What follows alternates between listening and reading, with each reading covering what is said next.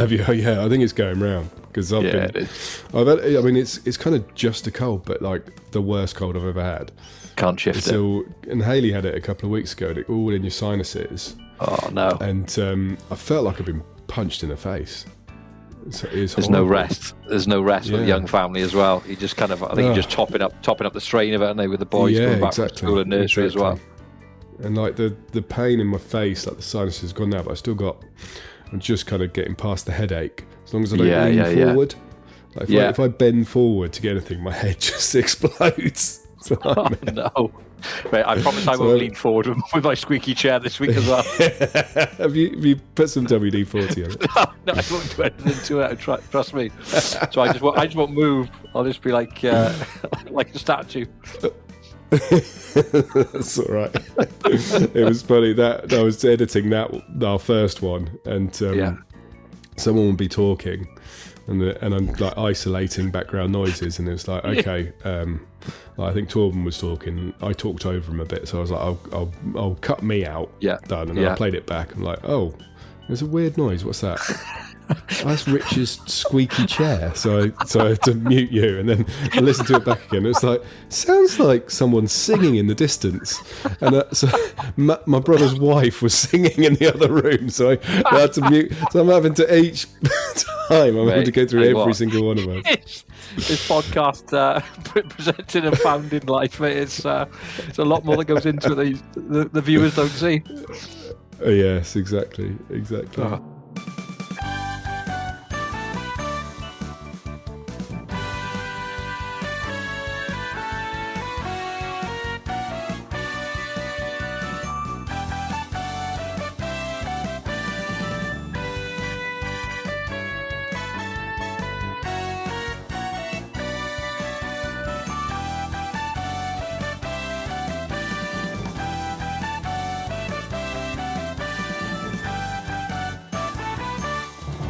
Welcome to episode 4 of the Hander Pod.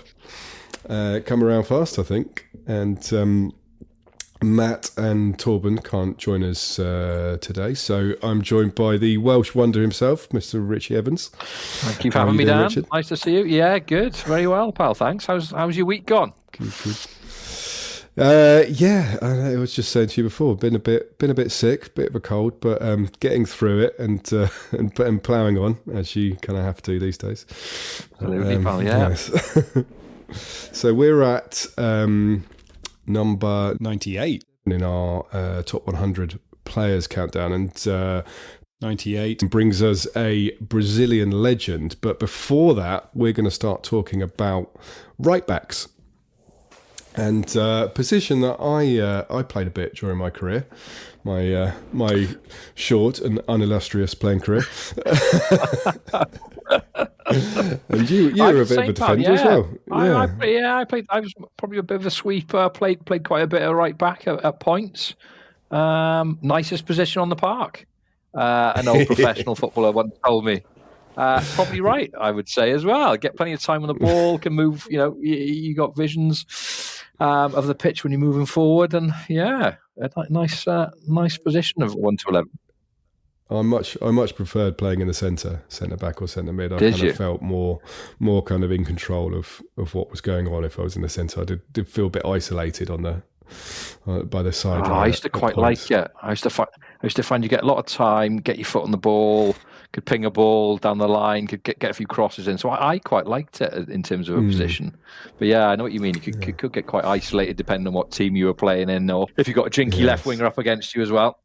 Yeah.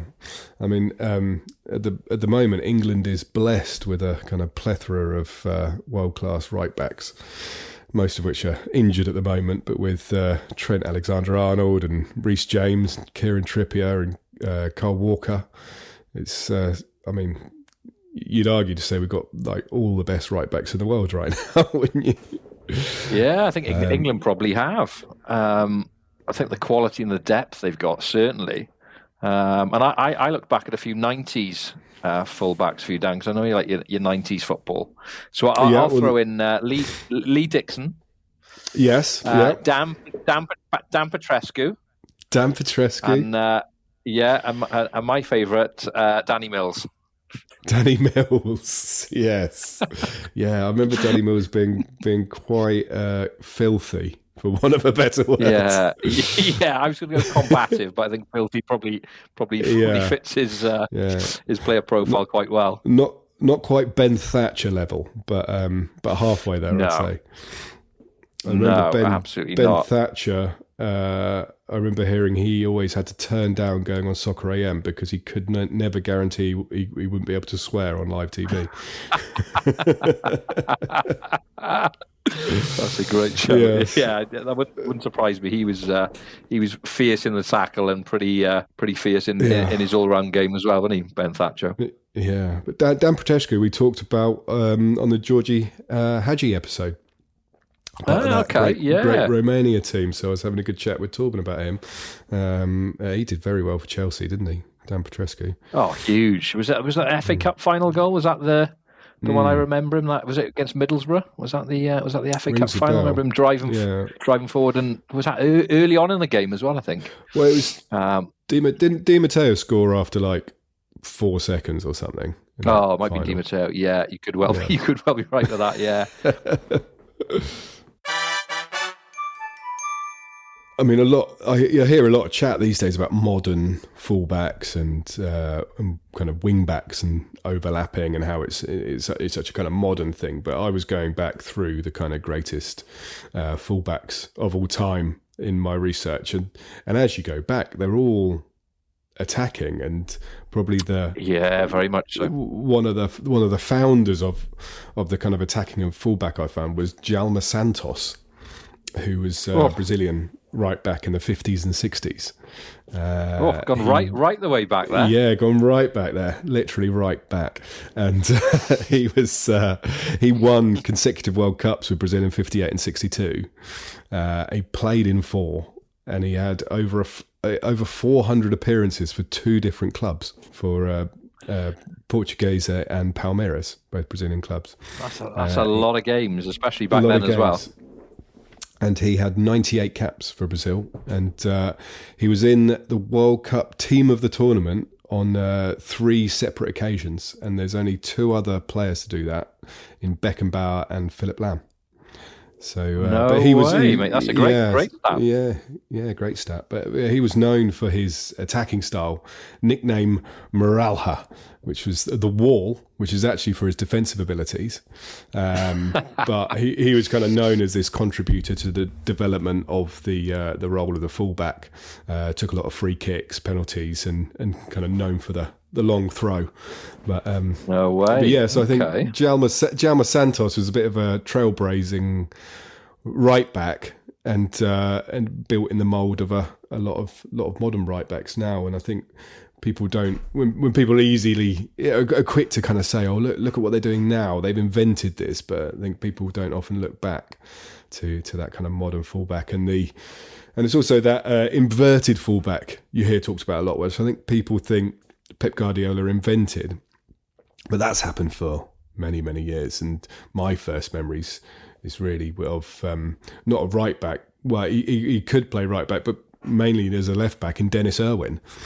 For United under Ferguson, but he would often be that inverted role of coming into the centre of the park and absolutely involved in the game. Most fullbacks, I don't know. Dennis Irwin was he penalty taker at United? Took a few penalties, scored a few free kicks. A lot of fullbacks are normally good strikers of the ball, and you see them score a few goals. I think most fullbacks like that. But yeah, you're right. I mean, my research went nowhere near back as far as that. I think I got to Carlos Alberto, because I was I got quite into the New York Cosmos for a spell. I read the book, watched the DVD. Stuff. I don't know if you've seen that, but amazing kind of story with them, and obviously Carlos Alberto. Oh, unbelievable! But both the book and the film are brilliant, because you've got Pele out there, you've got Beckenbauer playing, and you've got Carlos Alberto out there. So I think he finished his career at the Cosmos. So I think he played like 80 odd games on proper old school AstroTurf in the 70s in the US, and the pitches he played on there. But probably synonymous with that goal in the 70 World Cup final. Yes, like you say, marauding forward, and marauding forward, and then striking it in the bottom corner. So, I think he's another one that's we're probably ahead of his time in terms of attacking fullbacks, and very much aligned with like the fullbacks we see today. Definitely, and that was known as one of the best team goals of all time, wasn't it? Yeah, it was probably Man City, I guess. How many passes went into that? I seem to remember it must have been about, was it 20 plus? I can't remember off the top of my head, but it was certainly a lot of possession before he comes bombing down the wing and bullet striking the bottom corner. Yeah, it was a layoff from Pele, wasn't it? It was brilliant goal, and all the kind of skills and flair in between of the passing that just kind of made it. But Carlos Alberto, he was captain of Brazil for that that World Cup, lifted the Jules Rimet. So iconic trophy. Yeah, but he was known for his attacking style as well as his defensive capabilities. But and I think because he played at Sao Paulo with Pele, and then again with Pele at New York Cosmos. But that was the only World Cup he played in 1970. Because he got injured in just before the World Cup in '74, and he kind of lost a bit of pace apparently, and then ended up moving to centre back later in his career because he didn't have the pace to bomb forward and get those World Cup final goals. Happens to the best of us, Dan. That's when we move inside in our illustrious careers as well. But I think he only had like 53 caps for Brazil, didn't he? Which you kind of expect he didn't have too many. A lot more. I mean, unfortunately, some of us never had the pace in the first place to lose. So,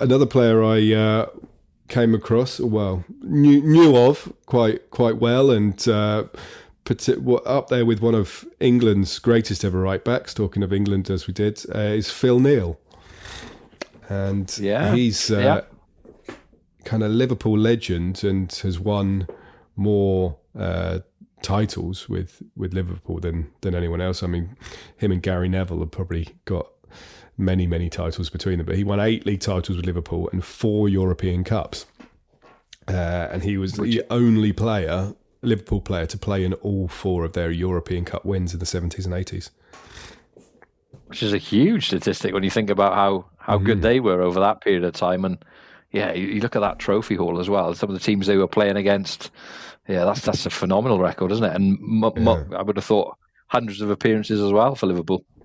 Yeah, and he was known for, he scored a lot of goals and known for scoring important goals. And I think Liverpool fans called him Zico. But he took penalties and he scored a penalty scored a penalty in the European Cup final in '77.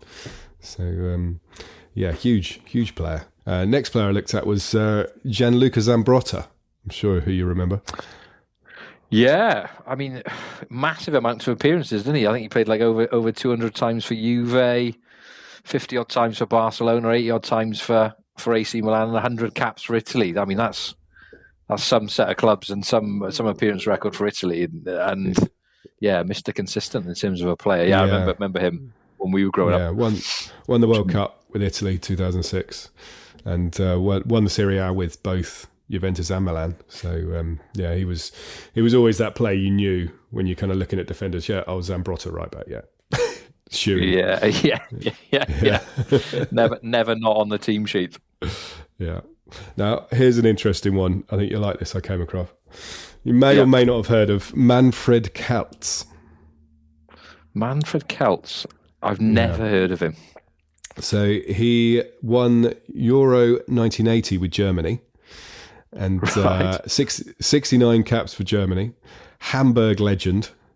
He won 3 Bundesligas with Hamburg and won the European Cup with Hamburg in 1982-83. Now he was renowned for these kind of curving crosses into the box. So renowned that his actual crosses had their own name, and they were known as the Bananenflanken. That's unbelievable research. Yeah, and there's not many. There can't be many footballers who've had a move named after them. No, I mean the cross. Not. You've obviously got things like the Panenka penalty and things like that, but Yeah. Your cross has its own name. It's got to be pretty good, hasn't it? Yeah, you've got to be happy with that. That's a legacy that lives on long after your career, doesn't it? Yeah, but I'm sure there's plenty of Germans out there that will very much know Manfred Kaltz. Yeah, that's an incredible bit of research there. Yeah, I came across that. I was very, very pleased to read that. Yes. Who else were you looking at, Richard? On my list, well, I think if you say to me, Dan, right back, so it would be Cafu straight away. Yeah. From kind of our era. I think he was 38 when he last played for AC Milan, which to play at that level at that age in that era as well. 20-year career. He had 95 games for Sao Paulo, 165 for Roma, 119 for AC Milan. He's got 143 caps, I think, for Brazil. So he's their most capped player. So to have that level of career with those clubs and at international level with the trophy haul he had is pretty spectacular, I think, in terms of a career. I just love watching him play. Just sort of played with the freedom, didn't he? But he would be always one of the first names if someone said to me, we're chatting about right backs, who do you want to chat about? It would definitely be Cafu. Yeah. Oh yeah. Yeah. Cafu's on the short list for best ever, definitely. And he was just kind of extraordinarily energetic. He just kind of summed up bombing up and down, didn't he? That was yeah. He was up and back with a trick, with a goal as well. So in terms of United, then, Dan, who's your? Well, I know probably a couple you're going to say, but who are your favourite right backs from the eras at United? Yeah, I mean Gary Neville. It's got to be Gary Neville. Really? That's a huge 400 games, 85 caps for England. Mr. Consistent. I mean, Mr. Consistent. It's got to be. He was never kind of fancy doing anything that you're kind of going wow, and he was around the same time as Cafu. So I think whenever during the 90s when we were looking at Gary Neville as being like so good, it was always like, well, obviously he's nowhere near as good as Cafu. Even at the time we'd say that, but there's no one you'd kind of replace him with apart from Cafu or maybe Javier Zanetti. When he was out, was he? He wasn't really very rarely out injured, was he, Gary Neville? So if he was out injured or suspended, who would United replace him with during those years and those times? Phil Neville. Phil Neville. Phil Neville. Neville. Or John O'Shea.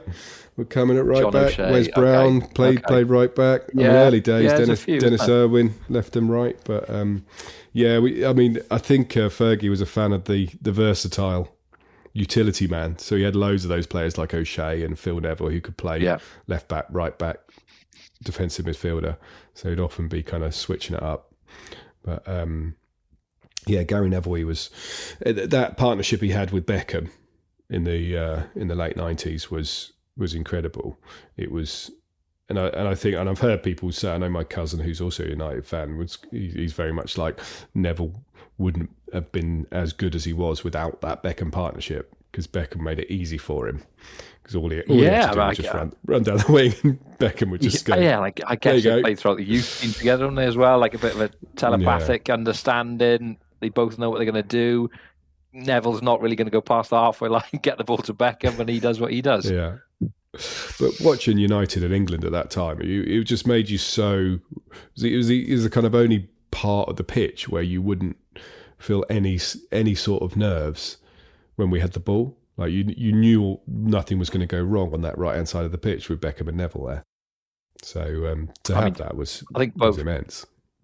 And both super consistent, weren't they? I don't remember them going through too many periods of not in form for club and country. Just delivered consistently over a decade or so. Yeah, long period. I think Neville maybe had one injury where he was out for quite a while, but later on in his career. But apart from that, he was in that United team the whole time.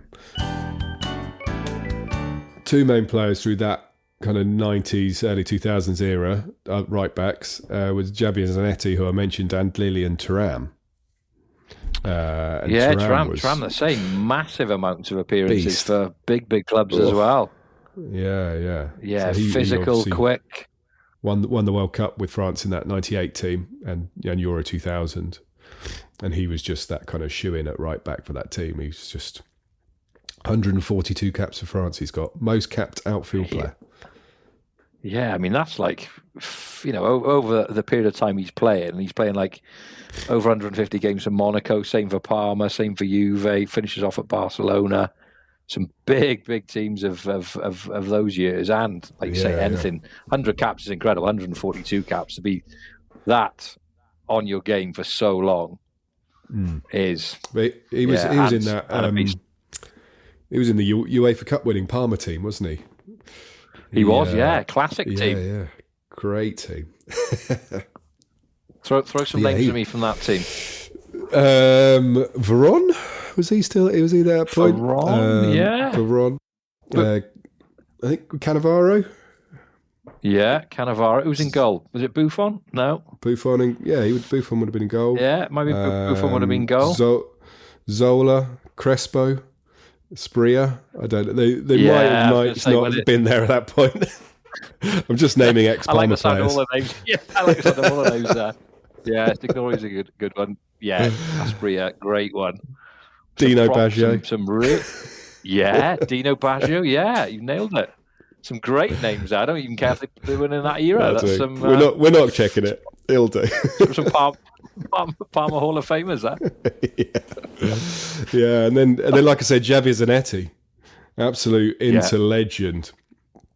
He was and he was probably my favourite right back growing up. I'd say Javier Zanetti, even though he played for Argentina, he didn't have the feel of the rest of the Argentina team that I hated in the 90s because he just looked like a gentleman, didn't he? And he looked and played like it. Yeah, he did. Very much so. Yeah, and he was kind of a utility player as well, wing back, defensive midfielder, could play left or right. But yeah, he did 19 years at Inter, and he was in the Jose's treble winning team in 2010. 19 years at one club. That'd be unheard of these days, wouldn't it? No one's doing 19 years. And not even your kind of home city club. Another country across the other side of the world. Incredible. You probably embraced the culture and the city and the fans and the club. And that is some record. Yes. And the other side of Milan, someone that cropped up for me, Mauro Tassotti. Going back a little bit further. Yeah. Yeah, he was marauding. He was all action. I was talking to someone about him the other day. You could sort of name that Milan team, couldn't you, in terms of like the defenders in it, and obviously Maldini the other side. But Tassotti was some player, and he scored a few goals as well with was it Costa Curta and Baresi inside of him.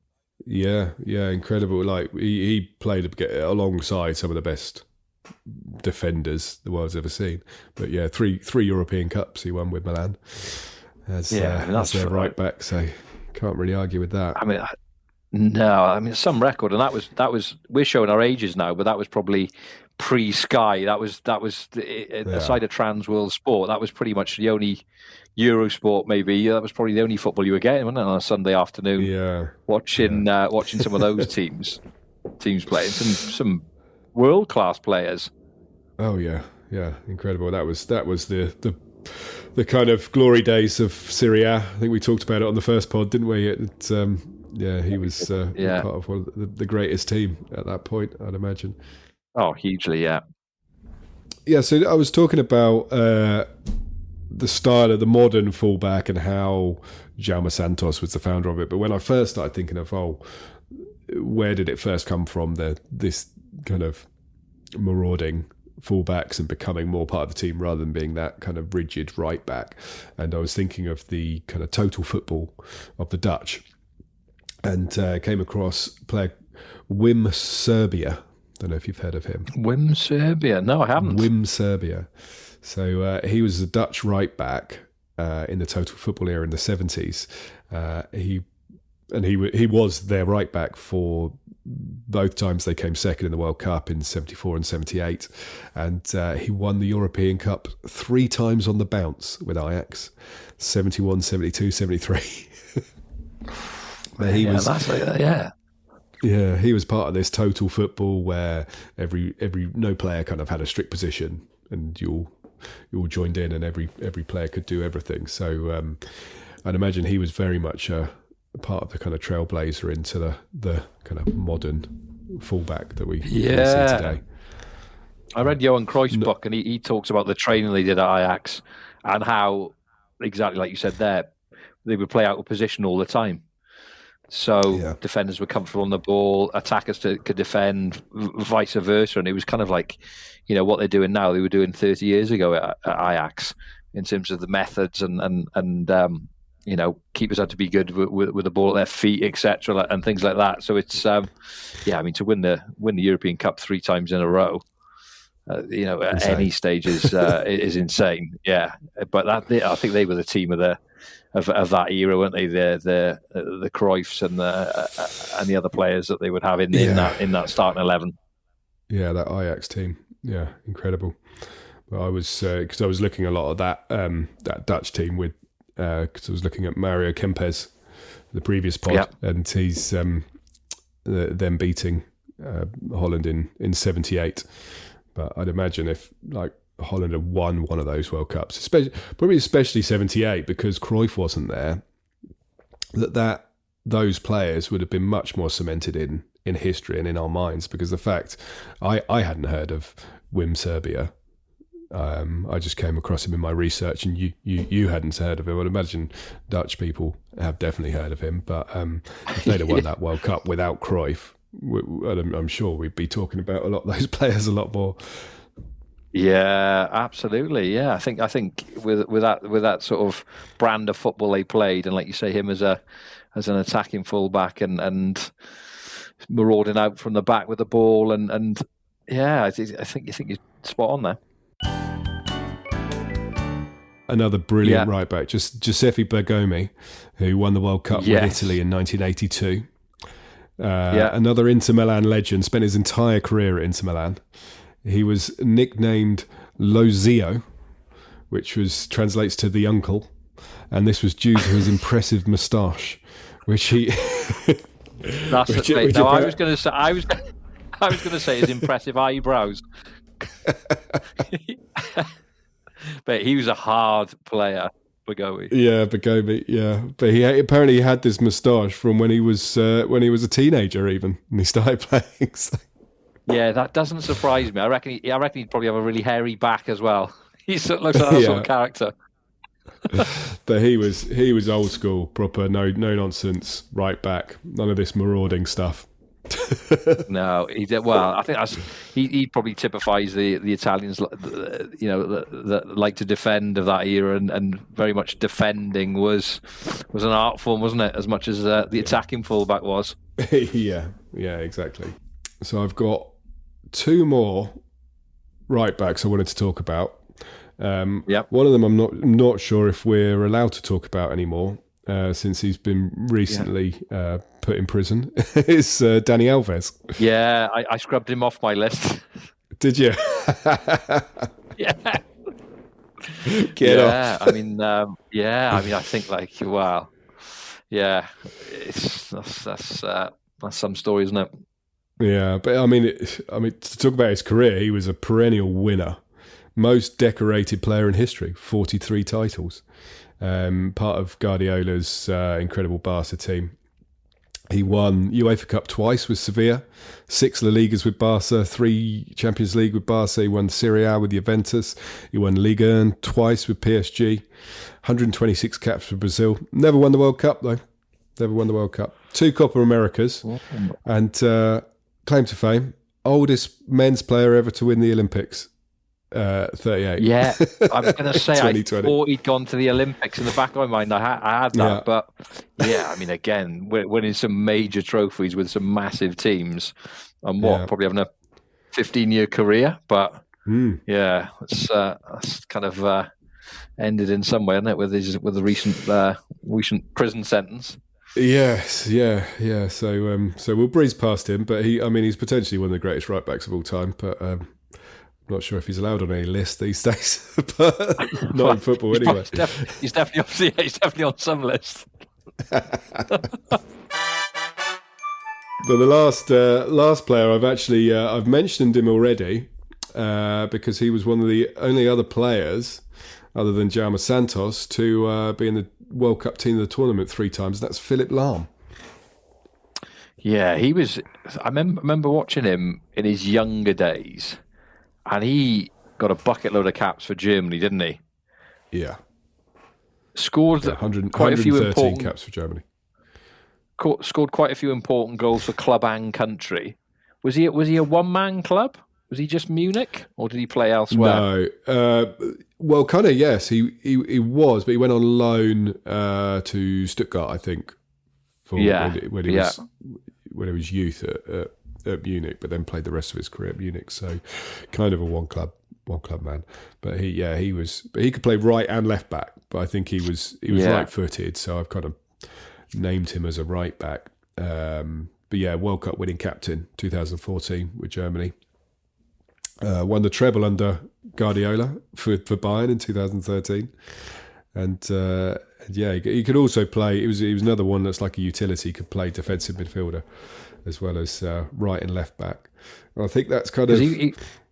He wasn't really a Thuram type character, was he? He was more. Was he quite small, not particularly bulky, not particularly tall. So play in that position. I did read his nickname was Magic Dwarf.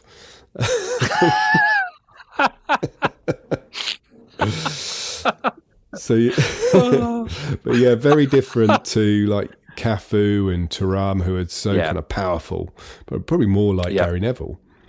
I remember him being he's good on the ball, attacking, scored the odd important goal, consistent. But again, super consistent in terms of Bayern and Germany. Yeah, he's a great champ.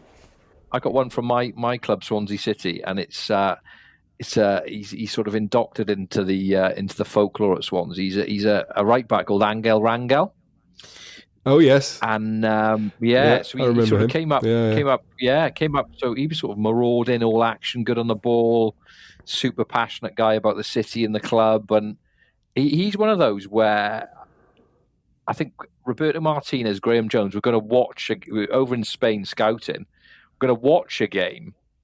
The game they were watching got cancelled, so they knocked their flight back to watch another game that was going on later on in the evening, and they were watching a striker, so they weren't even watching him, but ended up picking up him for 10 grand because he played so well in this game and made like hundreds of appearances for Swansea, like cult hero, probably in the Hall of Fame. Just one of those amazing sort of quirks of fate that like someone had gone to see him, saw something in him.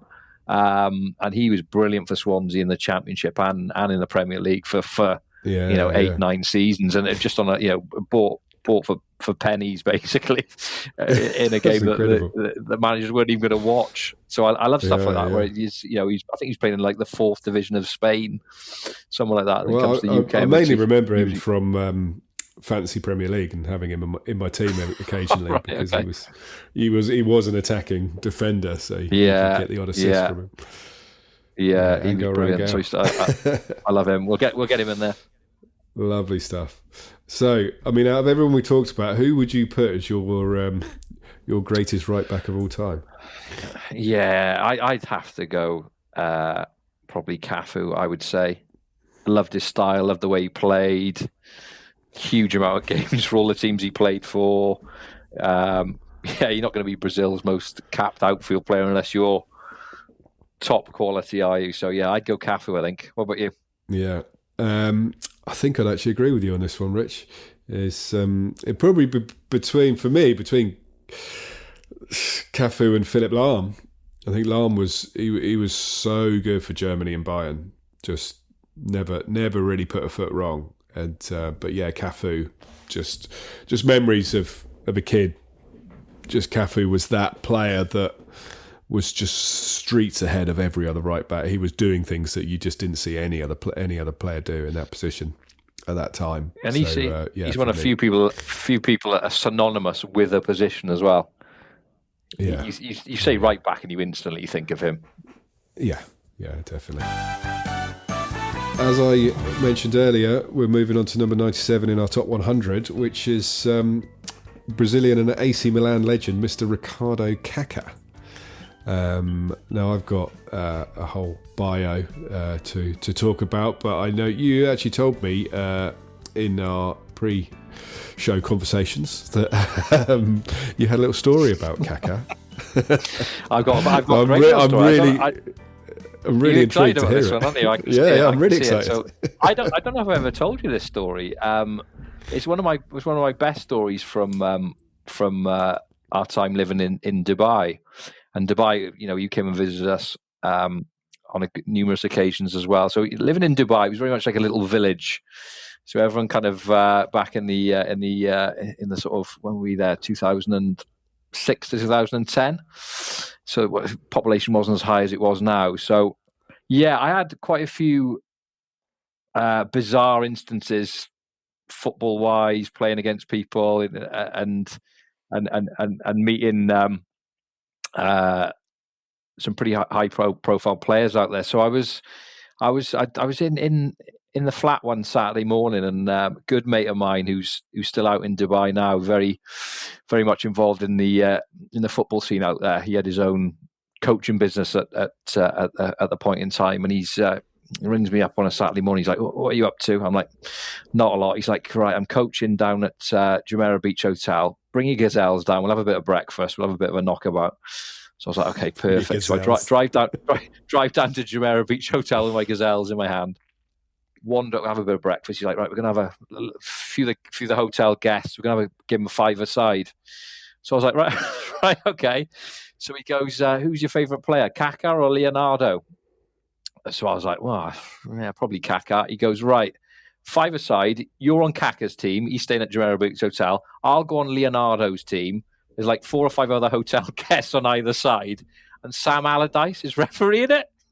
So we play 5-a-side at the Jumeirah Beach Hotel with me on one side with Kaka, a mate on the other team with Leonardo and Sam Allardyce reffing this kick about. So that's my one interaction with Kaka. Just so happened that Leonardo was playing on the same 5-a-side pitch. So yeah, it was very very bizarre to say the least. But yeah, incredible, memorable half an hour having a knockabout with two Brazilian superstars. I mean, how did you play? How did they play? Did you win? I'm pretty sure they were absolutely superb, and yeah, my performance would probably been below par at best. I would have thought against those two, but yeah, very very unique in terms of two really nice guys. I think they were both still playing at that point in time, but yeah, just very very down to earth, nice blokes, the pair of them. That's incredible. Yeah, amazing. Yeah, that's a good one. That's one of the good Dubai yarns. That. Well, Kaka was brought to Milan, and one of the reasons that Milan got him was Leonardo, with the Brazilian connection, and he was actually brought in to kind of be like, they thought maybe he's the next Leonardo when he went to Milan. But yeah, I'll run you through Kaka's career. Jump in if you want to kind of add anything or pick anything apart. But he was playing at Sao Paulo when he was a teenager, and in March 2001 scored 2 goals for Sao Paulo to win 2-1 in a comeback game, and which secured him the league title in his first season for them. And so he was an instant kind of superstar in Sao Paulo. But as a teenager, when he was a bit younger, he hit his head on the bottom of a swimming pool when diving in, and broke 6 vertebrae in his back. And he should have been paralysed, most likely. And I think he kind of avoided all injury, recovered really quickly, and kind of doctors said it was a gift from God. And he was already brought up in a Christian family, but this kind of made his faith huge in his life, because he kind of believed that it was his gift from God that he was not paralysed. And you kind of saw all his pointing to the sky celebrations, and a lot of the time he's lifting his shirt with like messages about Jesus and things on his t-shirt underneath throughout his career. So that was kind of what inspired that in him throughout his career. But he, and you think like a spinal fracture at 18 when you're developing, physically and from a sort of career standpoint as well. That's a huge injury to come back from at that age. It definitely made me think. I'm sure I've hit my head on the bottom of a pool when I've dived in before. You made it back to the hand of pod. You recovered well. Yeah, made it. But he was in the 2002 World Cup squad for Brazil. So he's a World Cup winner, but he only actually had one substitute appearance in the group stage during that World Cup. So obviously ahead of him at that time was Ronaldinho, Ronaldo, and Rivaldo. So he was struggling to get in that team. But in August 2003, when he was 21, he signed for AC Milan for $8 million then, which was quite a low figure. But Sao Paulo were really desperate for the money. They were really struggling, so they kind of offloaded him, and Milan snapped him up. And he wasn't really like a high-profile signing for Milan. Obviously the Leonardo connection was there, but Ancelotti was the manager, and Ancelotti apparently hadn't even watched him play before they signed him. He was just kind of a bit of a bargain, and they snapped him up. And so he went into this Milan team, which included Rivaldo, Cafu, who we've spoken about, Seedorf, Pirlo, Shevchenko, Rui Costa, Gattuso, Inzaghi, and manages to get impressed in training straight away for Ancelotti and get straight in the team. Won the Scudetto in his first season, but he had this very kind of European style for South America, and he had a different look about it. He was very clean cut, like no tattoos, clean shaven, kind of that wavy hair, and I'd probably compare him to like a Marco van Basten style of play. Like he kind of glided, didn't he? Yeah, definitely. Yeah, I think very, very good passing game, didn't he? Good range of passing. Scored a lot of goals from distance. But yeah, like you say, could also glide past players as well. Yeah, had that in his armoury. He was tall and like rangy as well. But yeah. And he played in the 2005 Champions League final for Milan. The one against Liverpool, the Liverpool comeback, famous game. But he created all three of Milan's goals when they went 3-0 up, and his assist for the third goal, which was for Crespo. So it was Pirlo to Kaka to Crespo, and it's an incredible pass from Pirlo and another incredible pass from Kaka, which is spoken of being one of the best, the greatest ever through balls to set up Crespo for that goal.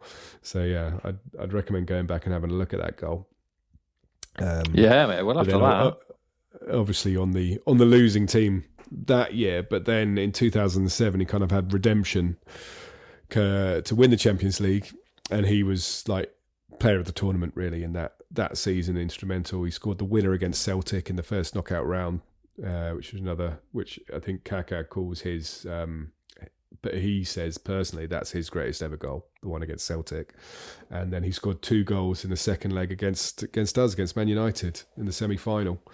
And there was his second goal was one, you might recall it. It was a long kick out from the keeper from Dida, and he takes it on his head past Darren Fletcher, and then as it kind of bounces, he's got I think it's Gabriel Heinze on him, and then Patrice Evra comes storming in, and they look like they're just about to clatter him, whether they take him or the ball or whatever, and he just kind of knocks it through them and drifts right, and they both just run straight into each other.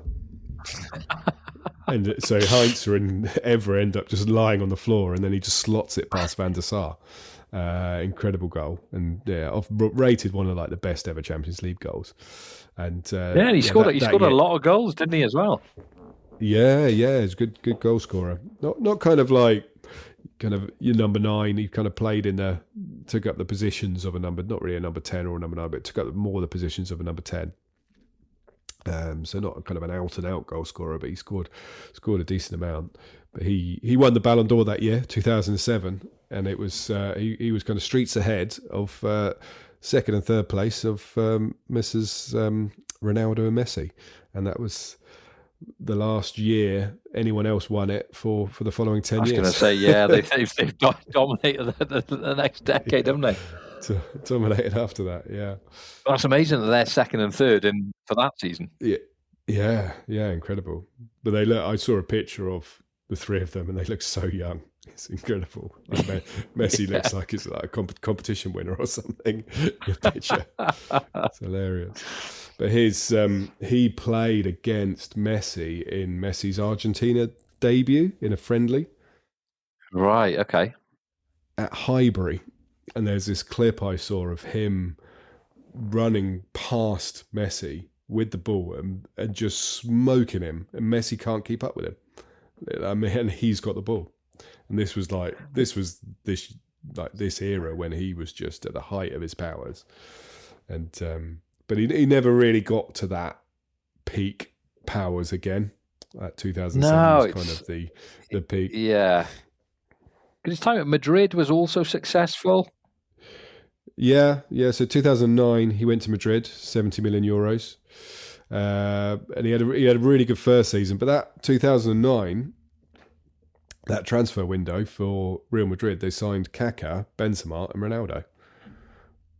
Not a bad bit of business. That's a pretty good three, isn't it? If you through your scouting network, you're getting those. Yeah. But he had a great first season for Madrid, and then struggled with a knee injury. After that, he was out for quite a while with a knee injury. And then when he came back, the whole team was kind of focused around Ronaldo. I think Mourinho was the manager at that point. And he kind of struggled to get back into that team as the player he was, because it was all kind of Ronaldo focused. So he ended up going back to Milan in 2013 for one kind of final season before he had half a season spell at Sao Paulo, where it all began, and then finished it 3 seasons in Orlando before retiring in 2017. Worse places to finish up than Orlando, isn't there? Yes. I think there's a lot of people retire in Orlando, don't they? Yeah, there was quite a lot of that era of players. Kind of that was their last destination, wasn't it? America for a year or two. Yeah, definitely. Yeah. It still is. Yeah. And it still will be as well. Some nice places to go. Yeah. But yeah, incredible player. Incredible career. I used to get really excited about seeing Kaka play. He's one of those players that you'd kind of, if there was a match and he was playing, you'd watch the match just for that player. Yeah, and still massively revered at all of his clubs, I would imagine. Like there was, we went to watch Milan Roma in January, and you see there's a lot of images of him still around the ground in the football museum there, Hall of Fame there. So I would imagine it's the same at Sao Paulo and Real Madrid as well. Because you think over a period of time he was one of the best in the world, wasn't he? Yeah. Oh yeah. Yes. Yeah. Great career. Great player. Like I said, Brazil and Milan legend, and someone you played with, an old teammate of yours. Yeah, I'm sure I'm sure he tells that story to all of his mates as well. About the time he played five-a-side with me. Yeah, yes. No, that was a very unique Saturday morning. That was.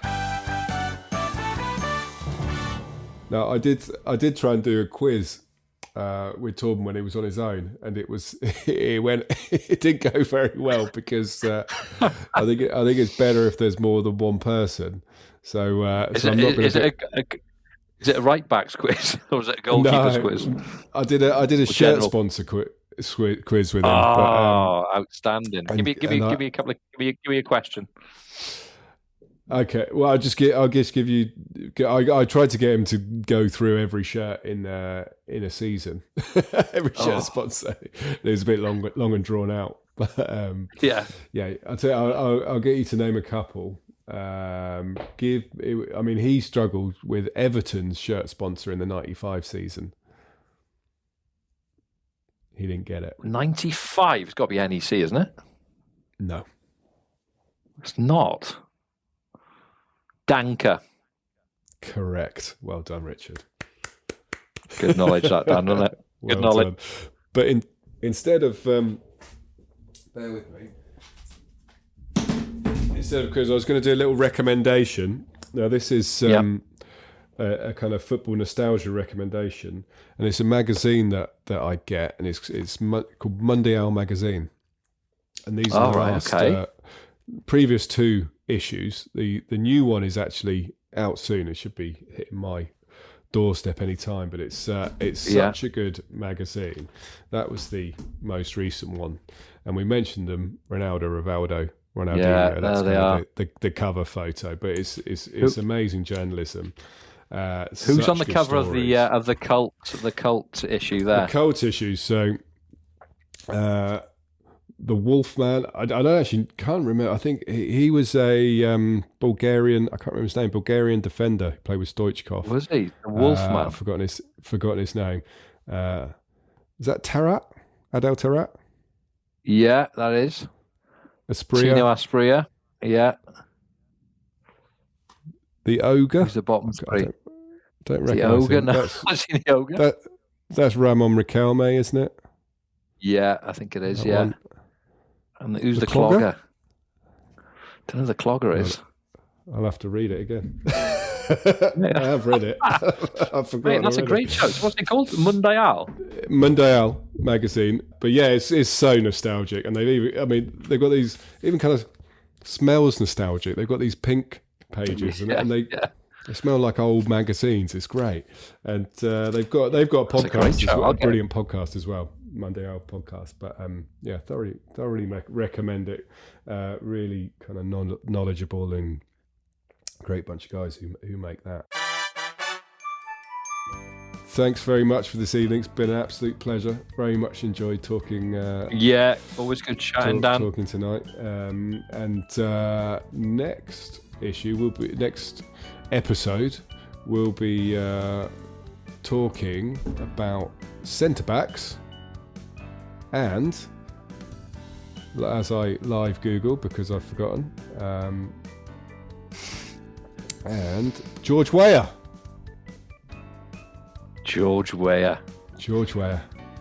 I'm there for that one. Definitely. Centre backs and George Weah. But yeah, Rich, it's been a pleasure. Till next time.